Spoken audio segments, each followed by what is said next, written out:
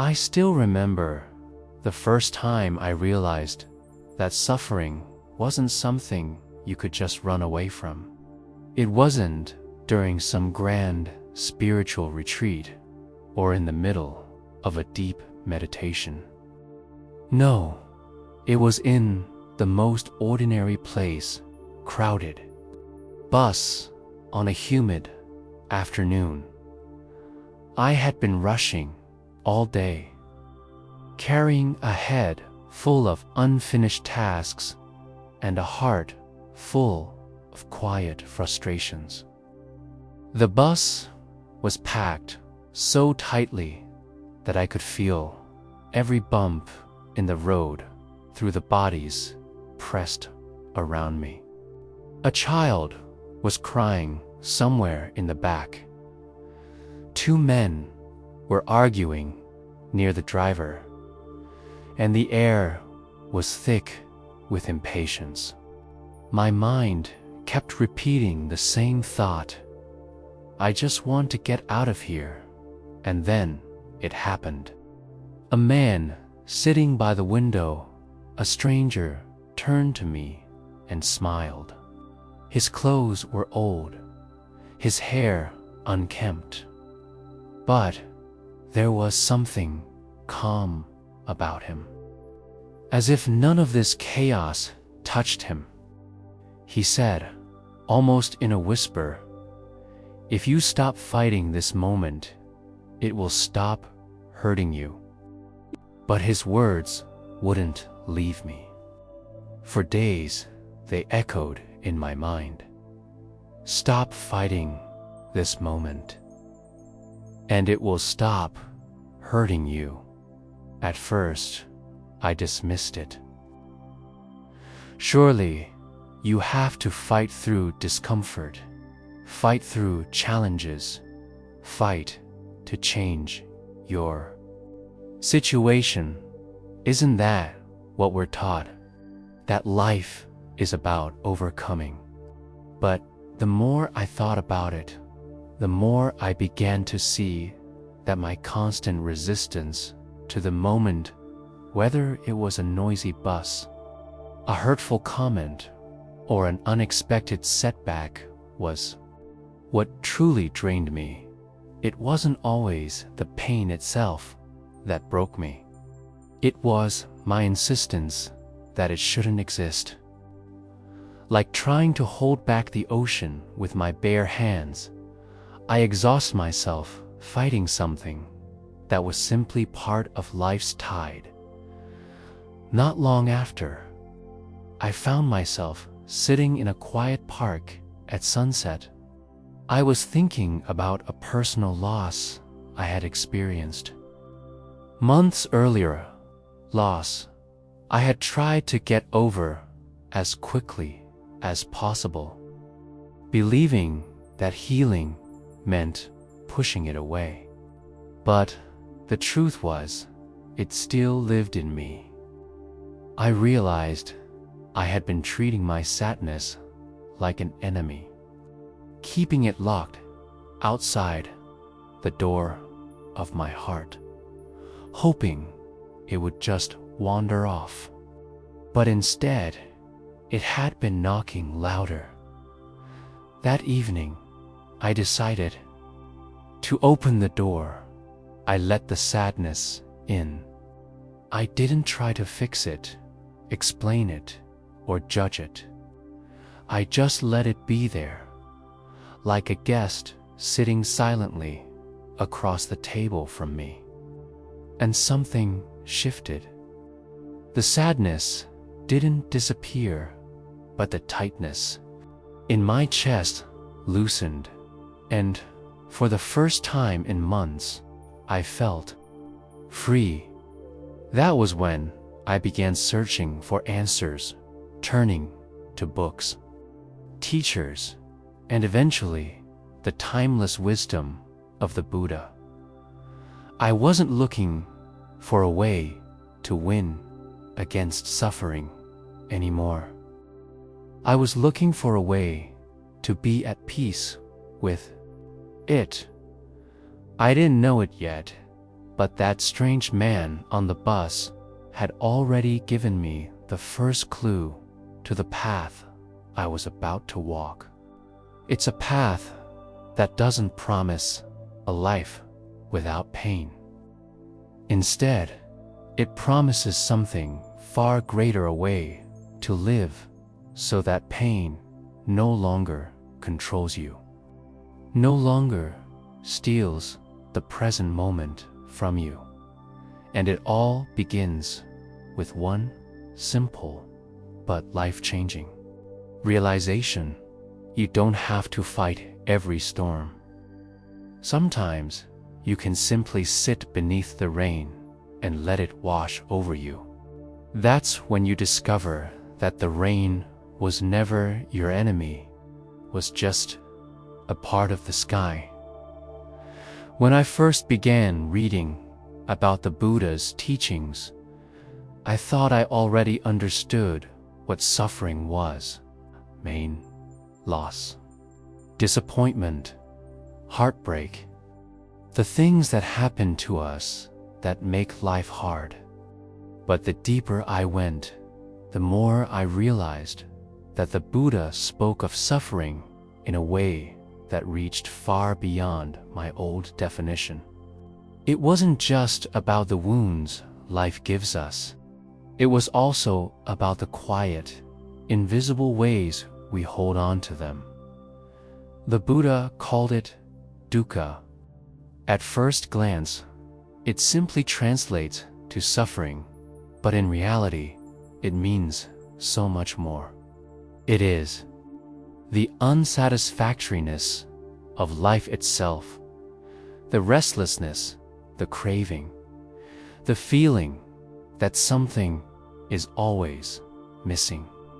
It's the unease you feel when you get something you've wanted for so long, only to realize it doesn't make you as happy as you imagined. It's the fear that comes with knowing everything you love will eventually change or be lost.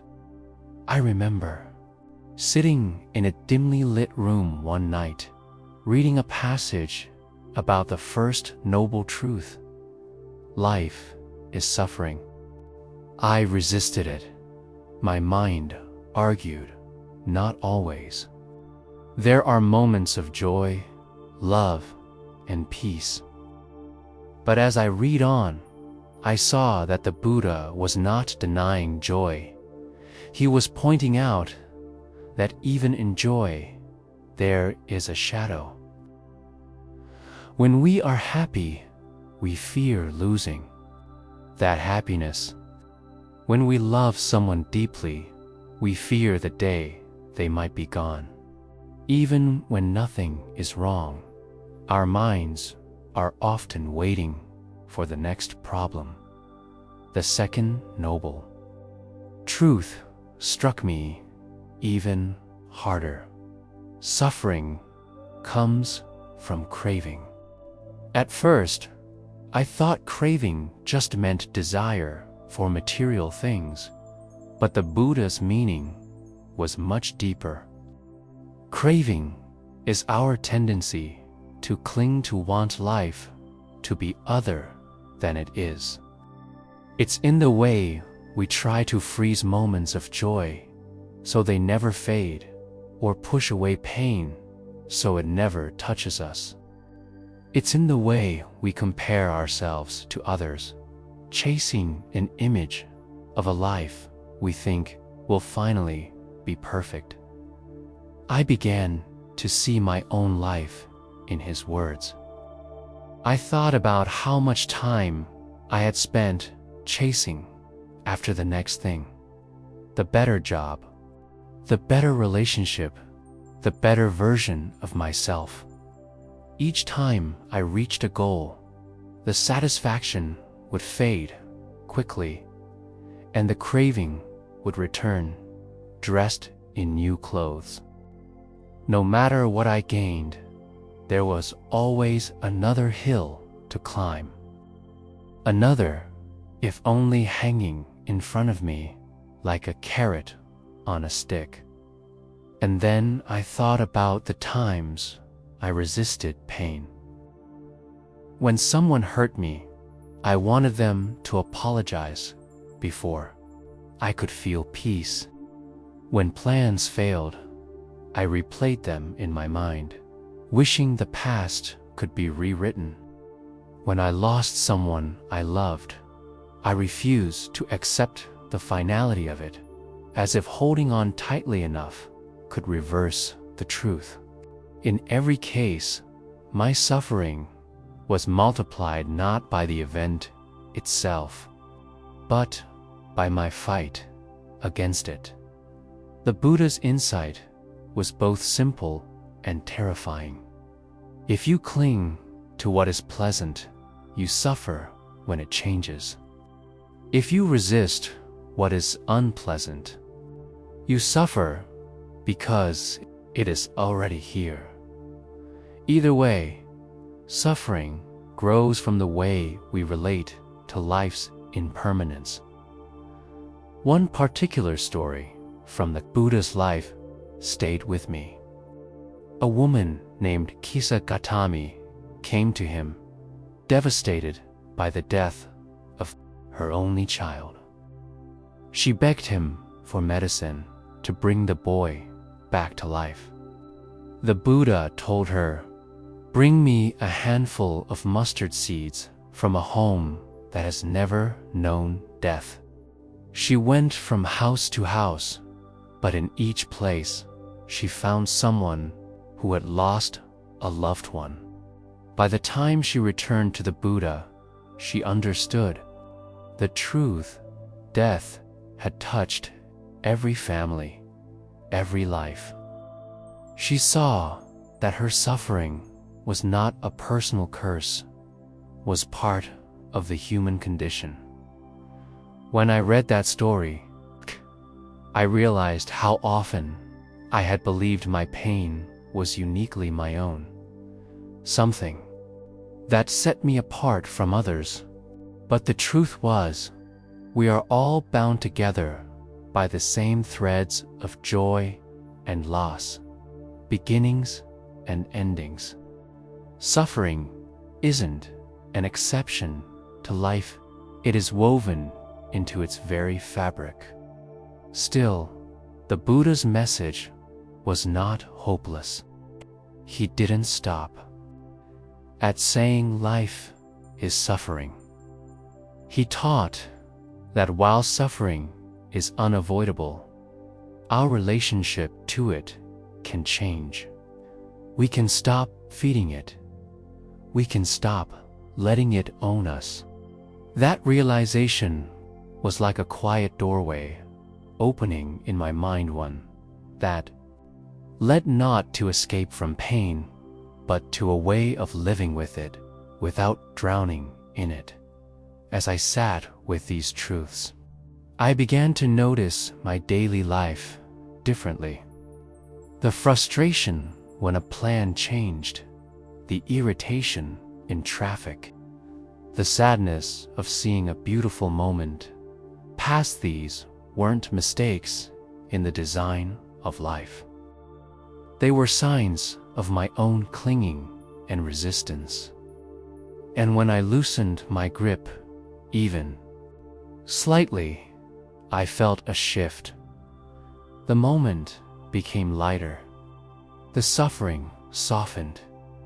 The Buddha's truth is not a promise to remove all pain. It is an invitation to see pain clearly, without the layers of fear, craving, and denial we wrap around it. And the more I let those layers fall away, the more I began to sense the possibility of a different kind of freedom. Not the freedom of having everything I want, but the freedom of not being controlled by wanting. That was the seed the Buddha planted in my heart. And slowly, I began to realize that ending suffering doesn't mean ending life's storms. It means learning to stand in the rain without needing the sky to be clear. There was a time when I believed the only way to deal with suffering was to fight it, to push it away, to conquer it, to make it disappear. I thought strength meant refusing to be shaken, refusing to let pain touch me. But the harder I fought, the more exhausted I became. And the strange thing was, the suffering didn't go away. It only seemed to grow stronger, like a shadow that grew darker the more I tried to shine light on it. It was during a long, silent retreat in the countryside that I began to see another way. On the third day, while I sat under the shade of an old Bodhi tree, my teacher told a story I would never forget. A young monk once came to the Buddha, frustrated. He had been meditating for weeks, but was plagued by constant distractions, pain in his knees, and memories from the past. He complained, "I try to chase them away, but they keep coming back. I'm fighting them all the time." The Buddha listened and then asked the monk to fetch a bowl of water. When the monk returned, the Buddha took a handful of fine sand and sprinkled it into the water. "Now," the Buddha said, "remove the sand from the water without spilling any." The monk tried to scoop it out, but the grains slipped through his fingers. He tried to strain it, but the water spilled. Finally, he looked at the Buddha in defeat. The Buddha then said, "Now, set the bowl down and leave it alone." Slowly, the sand began to sink to the bottom, and the water grew clear. "You see," the Buddha explained, "when the mind is agitated, fighting only stirs the water more. If you let it be, it will settle on its own." When I heard that, something inside me shifted. I realized I had been trying to scoop the sand out of my own mind, forcing my fears, anger, and grief away. But in doing so, I only stirred them up more, making them cloudier and heavier. From that day on, I began to experiment with not fighting my pain. The first time I tried, it was uncomfortable, almost unbearable. I remember sitting on my bed one night, feeling a deep loneliness that had haunted me for weeks. My old habit was to distract myself, watch something, call a friend, scroll through my phone, but this time I sat still. I let the loneliness be there. I didn't name it good or bad. I didn't tell myself a story about why it was here or how long it would last. I simply watched it, the way you might watch a leaf float on a stream. At first, my chest tightened and my mind screamed at me to do something, but slowly I noticed the feeling shifting on its own. It rose and fell like a wave. It wasn't constant. It wasn't infinite. It came and it went. I realized it wasn't the loneliness itself that had been crushing me. It was my desperate attempt to run from it. The Buddha's teaching on this is simple but profound. Suffering is like a wound. If you keep poking it, scratching it, trying to force it to heal faster, it only gets worse. But if you give it space, if you stop fighting and let it rest, the body and mind begin to heal naturally. One evening, I shared my struggles with my teacher. I told him how much I feared letting go of control, how it felt like giving up. He smiled and said, "Not fighting is not the same as giving up. It is choosing a different battlefield. You are no longer wrestling with the storm. You are learning to stand still and let the wind pass through you." This idea began to show up in everyday life. When someone said something hurtful, instead of replaying it endlessly in my mind and building up anger, I would pause. I would notice the sting in my chest, breathe with it, and allow it to pass. Simply meant I refuse to add more suffering on top of what was already there in Zen. There's a saying, "Let go or be dragged." I understood it now. Fighting every painful thought or emotion was like tying myself to a wild horse and trying to control where it went. The more I pulled, the more I was dragged through the dirt. But when I loosened my grip, the horse often wandered off on its own. I also began to see this in nature. One rainy afternoon, I stood by a river that had overflowed its banks. The water rushed violently around rocks and branches. Yet in certain bends of the river, there were pools where the current slowed and became calm. The stillness was not because the water had stopped flowing. It was because it had found a space where it didn't have to fight its way forward. That was what my mind felt like when I stopped resisting it, found its own quiet pool within.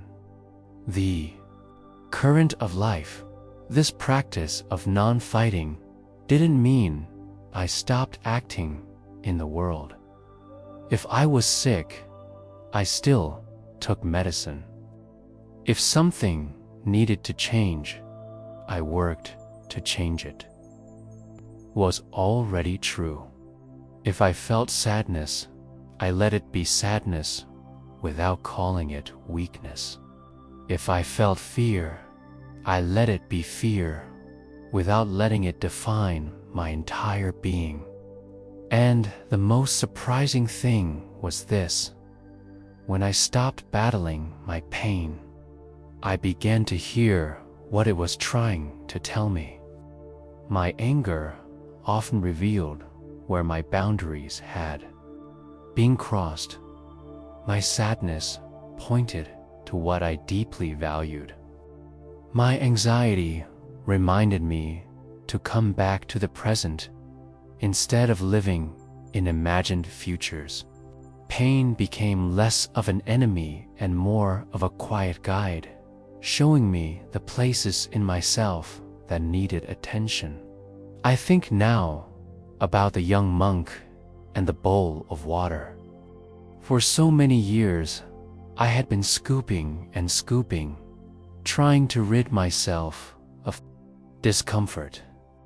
But the Buddha's wisdom was right: the water only clears when you stop stirring it. Learning not to fight. Suffering has been one of the hardest and most liberating lessons of my life. It requires trust that I can face what arises without being destroyed by it. Trust that life doesn't need my constant resistance to unfold as it should. And trust that even the deepest pain has its own life cycle, and it will pass when it's ready. There is a strange kind of strength in this surrender. It's not the strength of the warrior who defeats every enemy. It's the strength of the mountain that stands unmoved as storms come and go. The mountain doesn't fight the wind, yet it remains. That, I think, is the way the Buddha meant for us to meet suffering, not as something to conquer, but as something to understand, to observe, and to let pass through us like clouds across a wide, open sky. When I first began to practice meditation, I treated it like a tool to get rid of my problems. I thought if I could sit still long enough, all the messy thoughts and feelings inside me would vanish, leaving me with a perfect, peaceful mind. But the more I practiced, the more I saw that meditation wasn't about escaping the mind. It was about meeting it exactly as it was, without judgment. I still remember the first time I truly experienced mindfulness. It wasn't during a long, disciplined retreat, but in a small, ordinary moment. I was drinking tea by the window on a quiet morning. Normally, I would have been lost in thought, worrying about the day ahead or replaying yesterday's mistakes. But for some reason, I noticed the warmth of the cup in my hands, the faint scent of jasmine rising with the steam, the sound of birds outside. I wasn't trying to make the moment special, yet everything felt clearer, lighter. That was when I realized mindfulness isn't about creating a perfect moment. It's about noticing the moment that's already here. The Buddha taught that mindfulness sati is the direct path to freedom from suffering. It's not a complicated philosophy. It's the simple act of being fully present with whatever is happening, whether pleasant or unpleasant, without clinging to it or pushing it away. In meditation, this practice becomes clearer. You sit, you breathe, you notice. Thoughts come. You see them. Feelings arise. You feel them. The mind wanders. You gently bring it back, over and over, like training a wild animal to rest beside you. In the beginning, I was impatient. My mind wandered constantly. I would sit for 10 minutes and feel like I had failed because my thoughts never stopped. The point is not to stop thinking. The point is to notice that you are thinking. That changed everything. I realized mindfulness was not about forcing the mind into silence. It was about becoming aware of its noise without being carried away by it. Over time, I began to see how this awareness transformed my relationship with suffering. When a painful thought arose, like fear about the future or shame about the past, I no longer immediately believed it or tried to fight it. I could simply say, here is fear, or here is shame, the way you might acknowledge a passing cloud. The thought was still there, but it no longer had the same power to pull me under. One afternoon, during a walking meditation session, I felt a sharp pain in my knee. Normally, I would have tensed up and tried to ignore it, hoping it would go away. But I remembered my teacher's guidance. Bring your awareness to it. See what it is made of.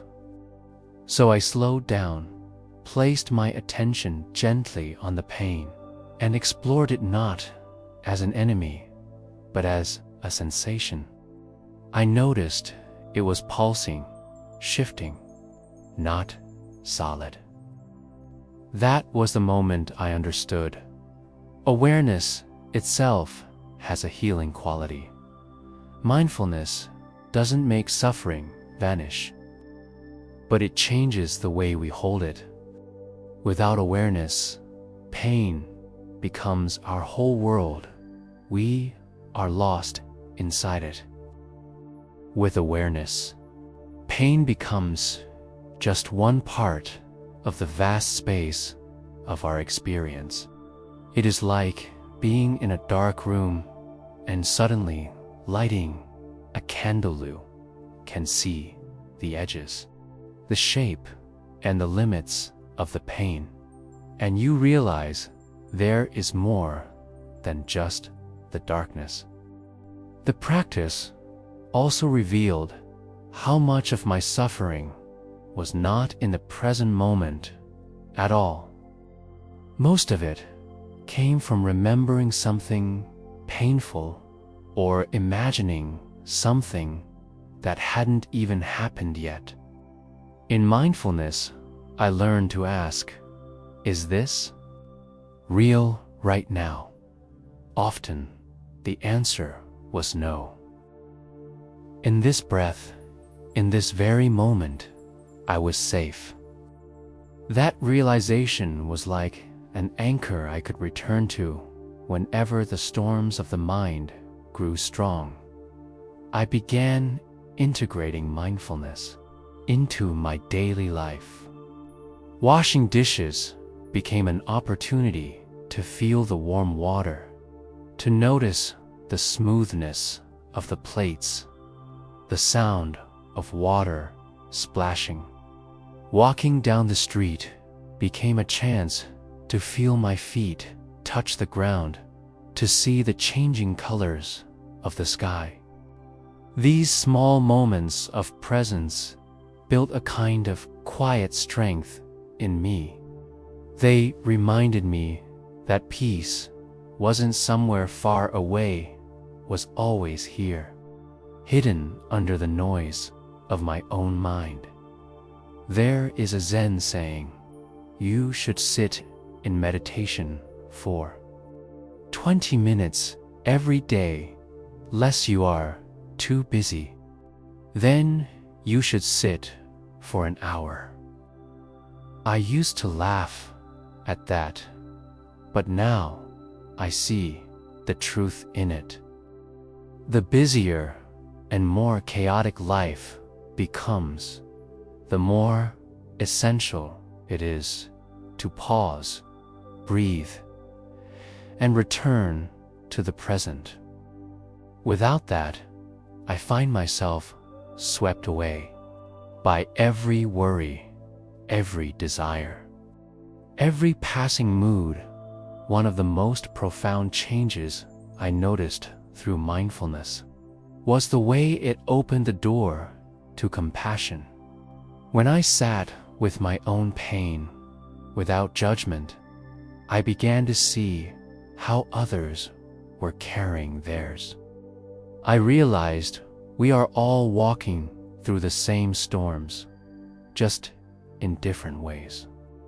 This softened my heart, not in a sentimental way, but in a grounded, human way. I could listen to others more fully, without rushing to fix them or to turn away from their discomfort. In meditation, there is a moment, sometimes brief, sometimes lasting only a few breaths, when the mind is still and open. In that stillness, suffering loses its sharp edges. You see that you are not the pain, not the thought, not the story. You are the space in which all of it arises and fades.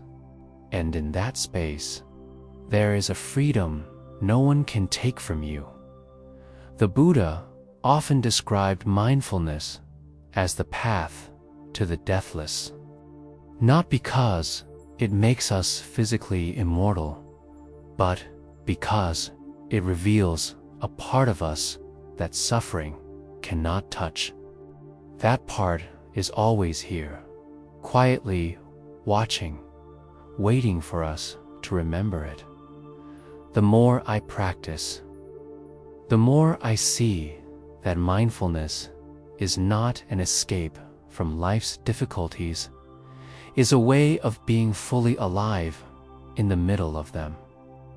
It is not about becoming untouchable, but about becoming so present that even the hardest moments are met with clarity and gentleness. And in that presence, something extraordinary happens. The need to fight, to run, to resist begins to fade. What remains is a quiet trust in the unfolding of each moment, no matter what it brings.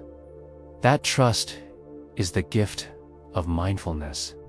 It is the bridge between suffering and peace, between fear and acceptance. And every breath, every step, every moment of awareness is a step across that bridge. I used to believe that freedom from suffering would come on some distant day when I had achieved enough, healed enough, or learned enough.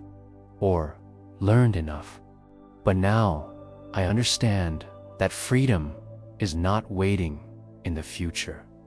It is available in this very breath, in this very step, if I choose to see it. Okay?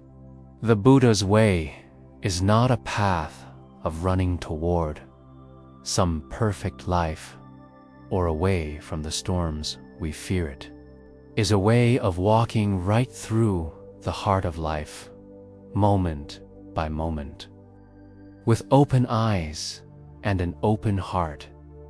When I look back at the journey I've walked, I see how each stage of this understanding unfolded like the petals of a lotus. First came the recognition that suffering is not a mistake or a personal failure, is part of being human. Then came the insight that my resistance, my craving for things to be different, was adding weight to the pain I already carried. After that came the shift, the decision to stop fighting my pain and instead meet it with awareness. And finally, I discovered the quiet, transformative power of mindfulness, learning to live in the present without being chained to fear or desire. But this is not just a philosophy to admire. It is something to live. The teachings of the Buddha are not meant to sit on a shelf like ancient treasures. They are living tools, meant to be used in the messy, unpredictable, beautiful reality of our daily lives. Imagine waking up tomorrow, and instead of rushing headlong into your day, you pause for a single deep breath. You feel the air filling your lungs, the rise and fall of your chest. You notice the light streaming through your window. In that moment, before you even take your first step, you are already practicing the Buddha's way. When you face a challenge, a harsh word, a disappointment, a sudden change, you have a choice. You can follow the old path, resisting, clinging, reacting from habit, or you can choose the new path, pausing, breathing, and allowing the moment to be exactly as it is. This doesn't mean you accept injustice or never take action.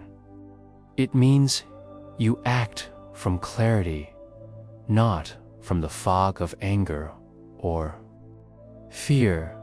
The next time you feel pain, whether it's in the body or in the heart, try not to label it as your enemy. Instead, see it as a teacher. Ask, what is this showing me about myself? What does it reveal about what I love, what I fear, what I hold on to? You might be surprised at the wisdom hidden inside your discomfort. One of the most powerful things I've learned is that peace is not the absence of difficulty. It is the presence of understanding. You can be standing in the middle of life's noise, chaos, and uncertainty, and still feel a deep stillness within you. That stillness doesn't mean you are indifferent. It means you are rooted, like a tree whose branches sway in the wind, but whose roots remain strong in the earth. If you want to bring this teaching into your daily life, start small. Choose one activity each day to do with full mindfulness: washing your hands, eating a meal, walking from one room to another. Notice every sensation, every sound, every movement. This simple act is like watering the seed of awareness in your heart. Over time, it will grow, and you will find that mindfulness begins to appear naturally in other moments, especially when life feels hard. And remember, you do not have to do this perfectly. The Buddha never asked for perfection. He asked for presence. If you lose awareness, simply begin again.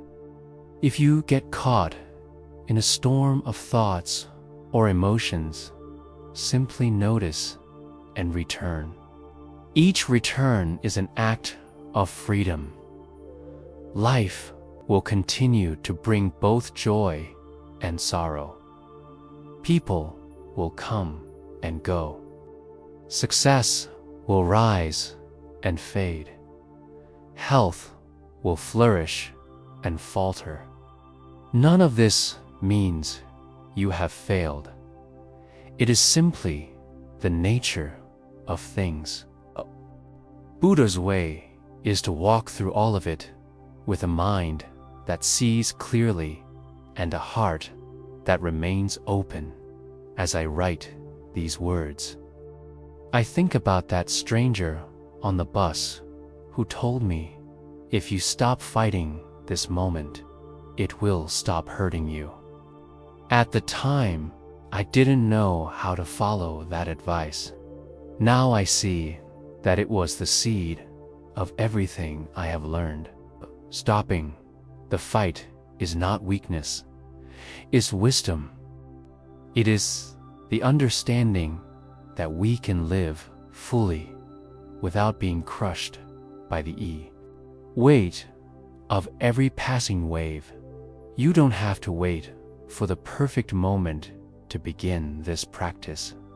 You don't need to escape to a monastery or travel across the world. Your life, exactly as it is right now, is the perfect place to start. The traffic jam, the argument, The quiet morning, the late night worry, all of it is your training ground. Every breath is an invitation to wake up. So, as you step back into your day, carry this with you. The storms will come, but you can stand in the rain without fear. The pain will visit, but you can meet it with compassion instead of battle. And in doing so, you will discover that peace has been with you all along, quietly waiting for you to notice. The Buddha's way is not about creating a life without suffering it. It's about creating a mind and heart that are unshaken by it. If you walk this path, one breath at a time, you will see for yourself that freedom is not somewhere else. It is here, now, in the very life you are living. And once you see that, you will never be the same again.